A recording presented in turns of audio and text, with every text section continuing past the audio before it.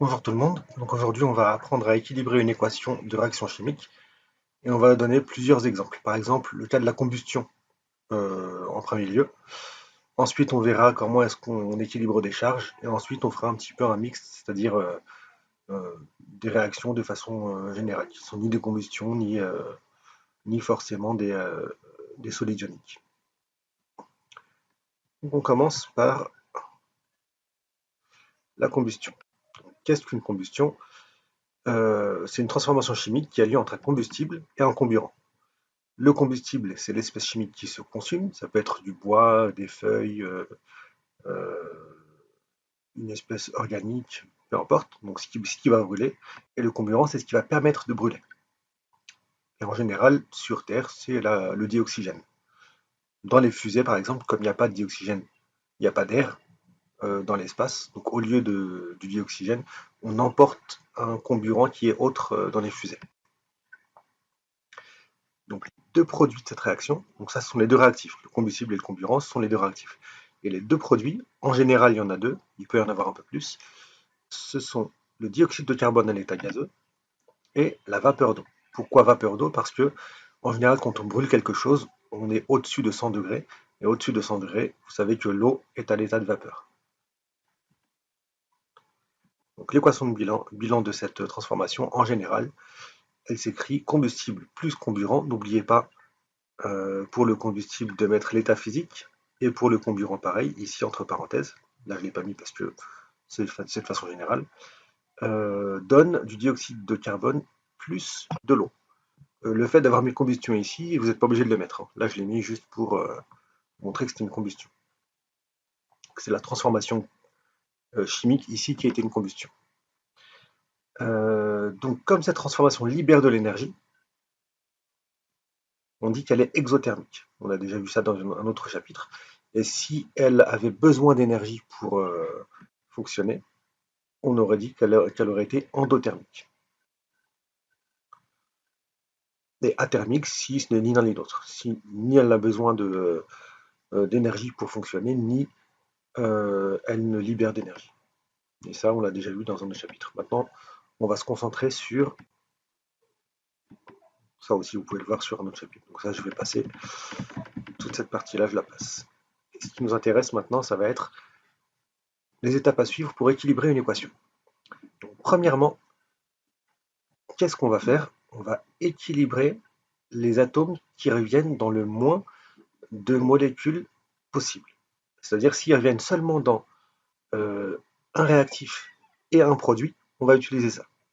Par contre, si ça revient dans tous les réactifs et tous les produits, ben on va l'équilibrer en dernier, cet atome-là.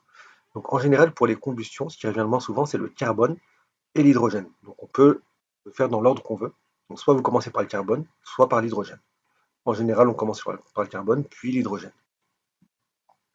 Et ensuite, on finit par l'oxygène. À la fin, pourquoi?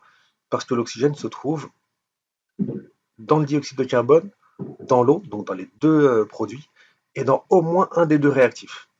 Donc il se trouve dans beaucoup de molécules. Donc on finit par lui.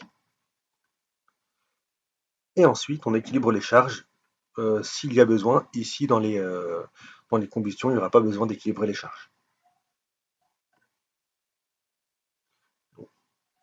Exemple, la combustion du méthane. Le méthane, c'est CH4.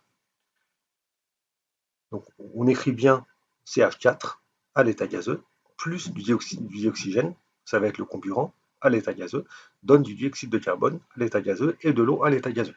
Ici, je vais bien vous détailler chaque chose. Donc le carbone, et je vais le représenter par une boule noire.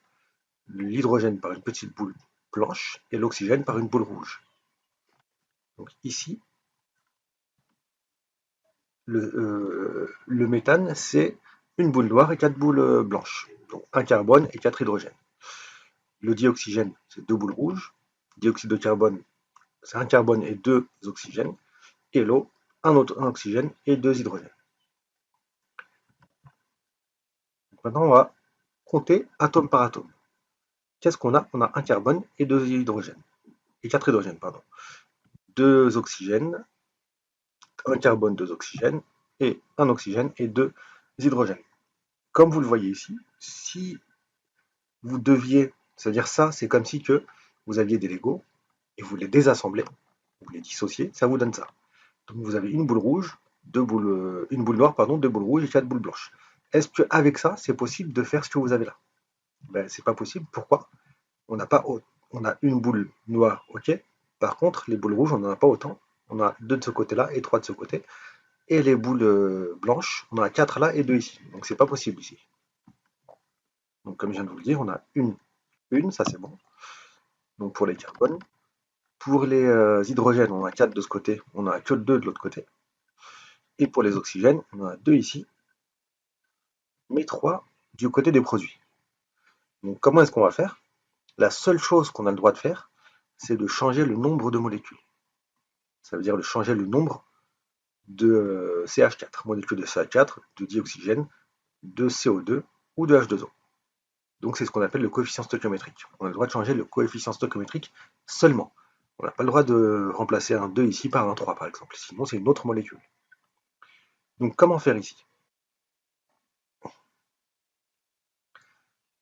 Si on commence par le carbone, il y en a un, donc c'est bon. Donc c'est équilibré, on passe au deuxième atome. On a dit que le deuxième atome, ce serait l'hydrogène. Donc l'hydrogène, on en a combien ici? 4 à gauche, et on n'en a plus que 2 à droite. Donc il faut 2 molécules d'eau pour avoir 4 oxygènes. Parce que si j'ai une deuxième molécule d'eau, ça me fait bien 2 hydrogènes plus 2 hydrogènes, ça fait 4. Et là, je suis bien équilibré. Maintenant, il reste à équilibrer seulement l'atome d'oxygène. J'en ai 2 ici, alors que j'en ai 4 ici. 1, 2, 3, 4. Alors vous pouvez compter, il y en a 2 ici, et 2 fois 1, ça fait 2, de ce côté-là. Donc, je suis obligé de mettre 2 molécules de dioxygène pour équilibrer le tout. Et là, on a fini d'équilibrer cette équation. J'espère que ça a été clair, sinon on va en voir plusieurs autres.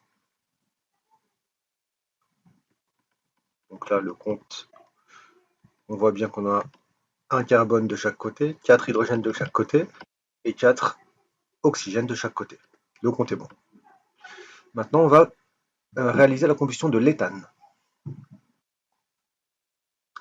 Comment on réalise la combustion de l'éthane? C'est toujours pareil. Les molécules, je vous les mets au-dessus. On va les dissocier. Voilà ce qu'on a. On a 2 carbones d'un côté, un carbone de l'autre. On a 6 hydrogènes d'un côté et 2 de l'autre. Et on a 2 oxygènes d'un côté et 3 de l'autre. Donc vous voyez que ce n'est pas équilibré. Donc qu'est-ce qu'il faut faire? On commence par le carbone. On en a 2 à gauche du côté des réactifs et 1 à droite. Donc on en a besoin d'un de plus. Donc on va ajouter une molécule de CO2. Si on ajoute une molécule de CO2, au lieu d'en avoir une, si on n'a rien ici, c'est que c'est un 1. On va en avoir 2. Donc je mets un 2 ici. Donc là, on a bien le bon nombre de carbone. Maintenant, les hydrogènes. On en a combien de ce côté? 2. On le voit ici. Alors que là, on en a 6. Comment faire pour équilibrer les deux? Il en faudrait 6 de ce côté. Pour en avoir 6 ici, il faudrait 3 molécules d'eau. Et maintenant, on a combien d'oxygène à droite, du côté des produits? 1, 2, 3, 4, 5, 6, 7, alors qu'on n'a que 2 ici. Donc comment faire? Il faudrait 3 molécules et demie de dioxygène. Mais en général, on n'aime pas les demi, donc on met plutôt des fractions. Donc 7 demi. Donc il faudrait 3 molécules plus la moitié d'une, ça fait 7 demi. Donc au pire, si vous voulez, vous comptez 1, 2, 3, 4, 5, 6, 7, et vous divisez par 2, vu qu'il y a un 2 ici, pour avoir le bon nombre de l'autre côté. On en fait une dernière, et après on passe à autre chose. Bon, là je vérifie que tout est bon. Pour les carbones, c'est bon. Pour les hydrogènes, on a 6 d'un côté, 6 de l'autre. Pour les oxygènes, 7 du côté des réactifs et 7 du côté des produits. Une dernière. Donc si je veux réaliser la combustion du... Oh, pas une dernière, on va tous les faire plutôt. Du propane ici. comment faire? On a 3 carbones à gauche, donc il en faut 3 à droite. Donc il faut 3 molécules de dioxyde de carbone. On a 8 hydrogènes à gauche. Dans la molécule 2, j'en ai que 2. Pour en avoir 8, il m'en faudrait 4 molécules. Donc je mets un 4 ici. Ensuite, je suis allé trop vite, peu importe. J'ai combien d'oxygène? Je reviens en arrière. J'ai combien d'oxygène du côté des produits, pardon, j'en ai 3 fois 2, donc 6 pour les molécules de CO2, et 4 fois 1, donc 4 pour les molécules d'eau. Donc 6 plus 4, ça fait 10. 10 divisé par 2, donc ça me fait 5 ici. Donc si je veux avoir le bon nombre de molécules de dioxygène, 5 fois 2, ça fait 10, comme de l'autre côté. Ou alors, vous prenez le nombre total d'atomes d'oxygène et vous divisez par 2 pour avoir le bon nombre ici. Je vous l'avais déjà dit tout à l'heure. Ensuite, du butane. 4, on commence directement par le carbone. 4 carbones d'un côté. Donc il me faut 4 molécules de dioxyde de carbone de l'autre. Ensuite, j'ai 10 hydrogènes d'un côté, donc il me faut 5 molécules d'eau de l'autre côté. Parce que 5 fois 2, ça fait bien 10. Vous voyez que 5 fois 2, il y a 10 hydrogènes, il y en a bien 10 ici. Et ensuite, on compte de ce côté-là les oxygènes. On en a 4 fois 2, 8, plus 5, ça fait 13. Divisé par 2, ça fait un nombre décimal, donc on va laisser 13 demi. Pour le pentane maintenant. 5 carbones d'un côté, donc je mets 5 dioxyde de carbone. 12 hydrogènes d'un côté, donc il me faut 6 molécules d'eau, parce qu'il y a 2 hydrogènes par molécule d'eau. Et ensuite, je compte le nombre d'oxygène, j'en ai 5 fois 2, 10, plus 6 fois 1. Donc 5 fois 2, 10, plus 6, ça fait 16. 16 divisé par 2, ça fait 8. Donc il me faut 8 molécules de dioxygène. Je vous laisse essayer de faire ça seul. Donc, vous mettez sur pause si vous voulez vous entraîner. Donc c'est parti. Donc le carbone, on a un 6 à gauche, donc il en faut 6 à droite. Les hydrogènes, il en faut 14, j'en ai 14 à gauche, donc il m'en faut 14 à droite aussi. Sauf qu'il y en a 2 par molécule d'eau. Donc ça en fait 7. 7 fois 2, 14. Et ensuite on compte les oxygènes. 6 fois 2, 12, plus 7 fois 1, ça fait 19. 12 et 7, 19. Donc il me faut 19 demi-molécules de dioxygène.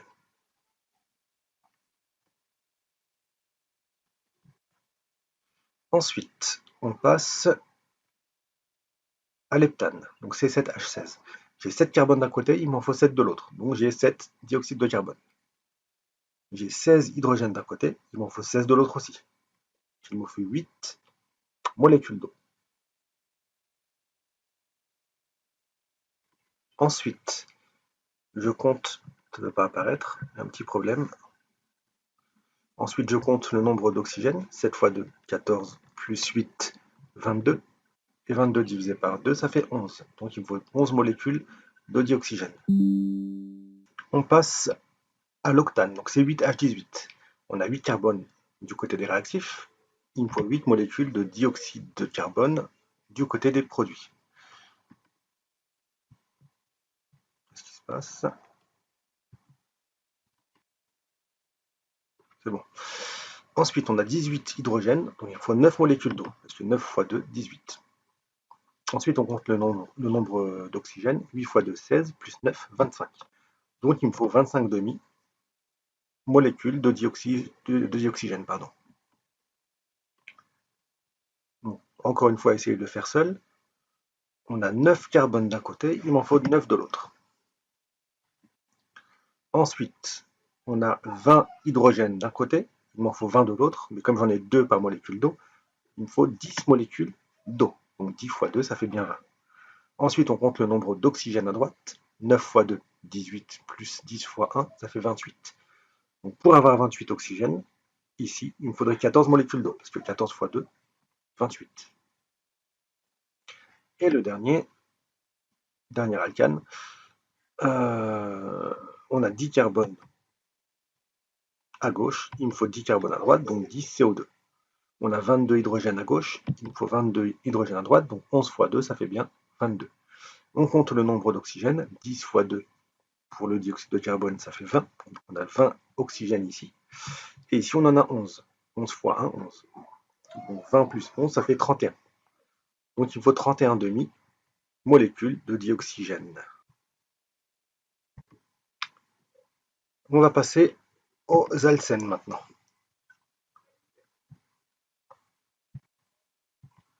Donc c'est le même principe, sauf qu'on a une famille de molécules différentes.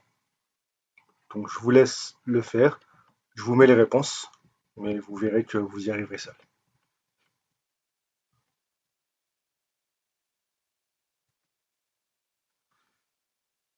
Maintenant, on va parler de la dissolution. Donc la dissolution, dans la dissolution, on avait vu que on avait un solide ionique qui était solvaté par une molécule d'eau, donc qui était hydratée, et qui se dissociait en deux ions différents. Donc soit en deux ions différents, soit en plus que ça. Donc au moins un cation et au moins un anion. Donc on va essayer justement d'équilibrer ces réactions de dissolution. On a du sulfate de fer, FeSO4. Et ça donne Fe plus SO4 de moins. Donc déjà, il y a aqueux ici, alors que le fer, comme ça, c'est à l'état solide. Donc vous pouvez vous dire déjà que c'est un ion ici. Donc quel ion ça va être?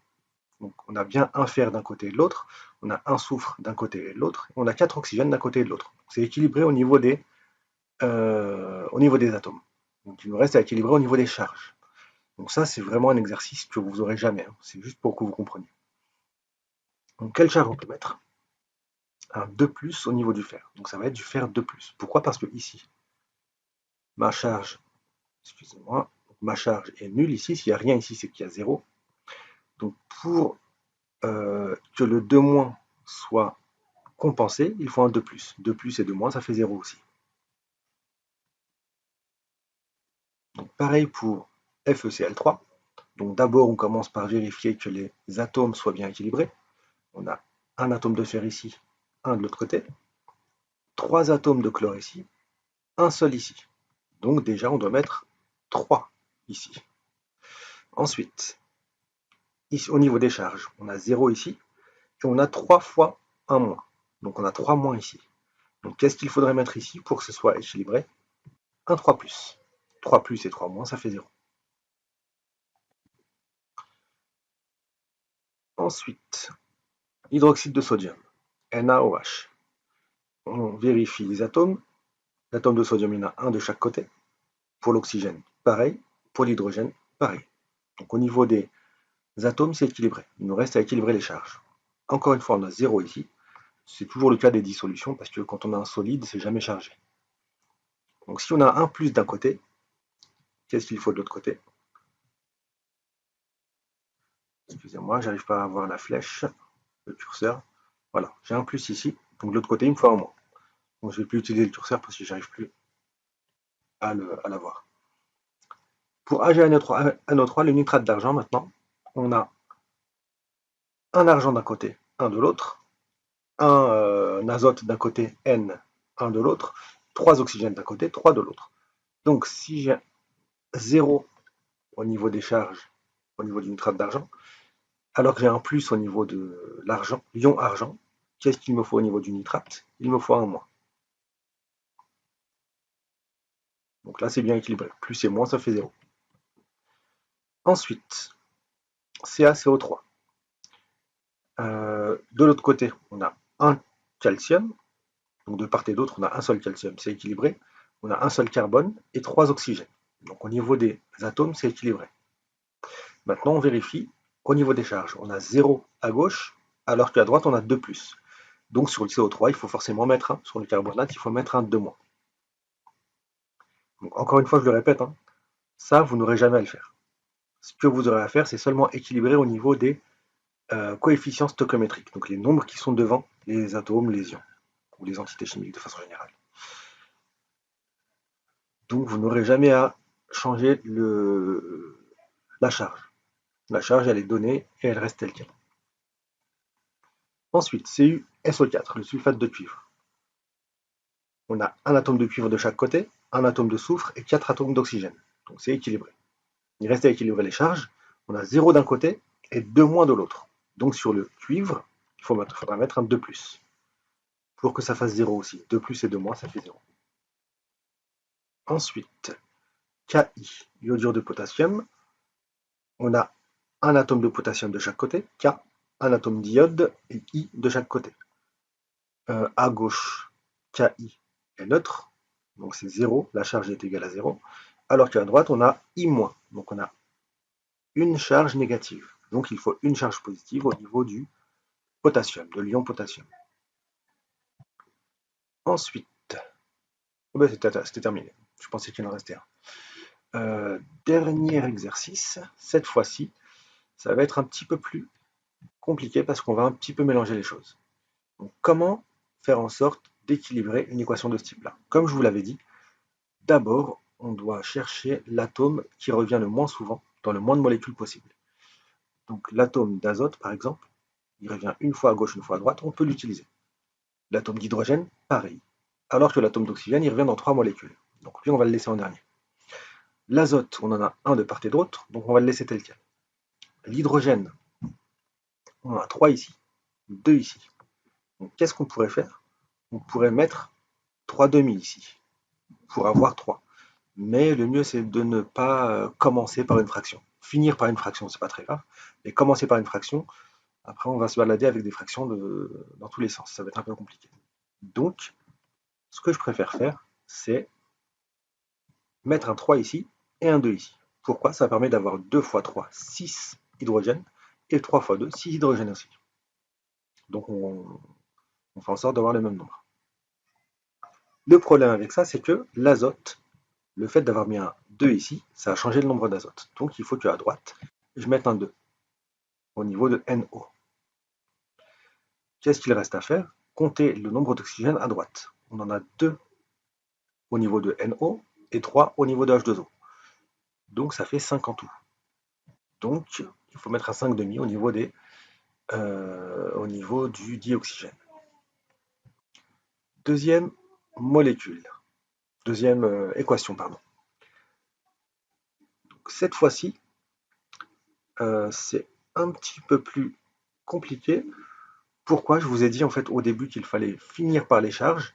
Le mieux, c'est de finir par les charges de façon générale. Mais ici, sur celle-ci, comme les charges ne sont présentes que sur 2 molécules, une fois à gauche, une fois à droite, donc on peut commencer par les charges. Ça va simplifier les choses.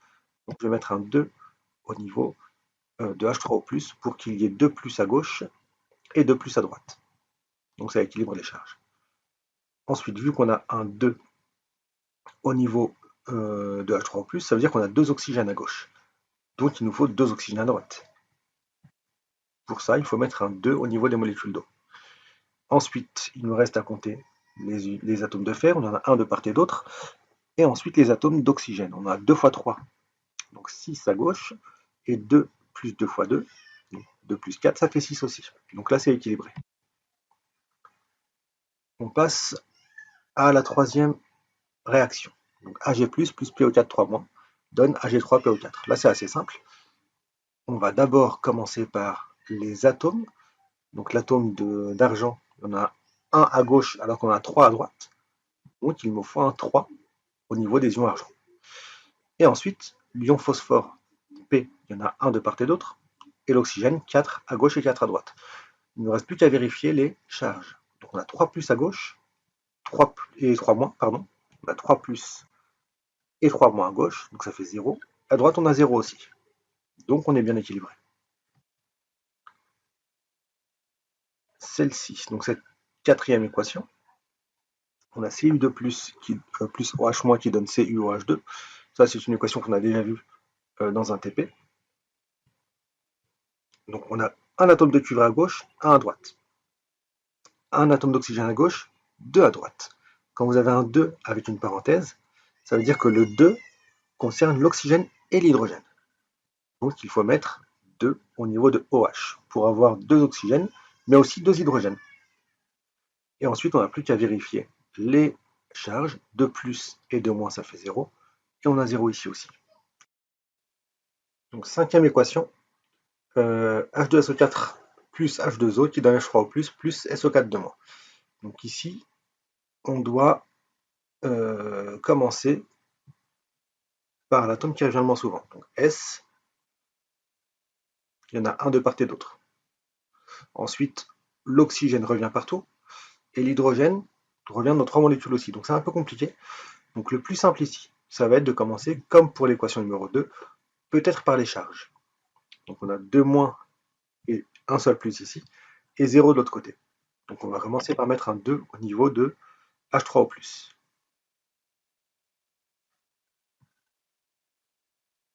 Ça ne fonctionne pas. Voilà. Un 2 au niveau de H3O+. Ensuite, on n'a plus qu'à compter soit les oxygènes, soit les hydrogènes. On va plutôt compter les hydrogènes parce que les oxygènes, je vous avais dit qu'ils revenaient dans 4 molécules différentes.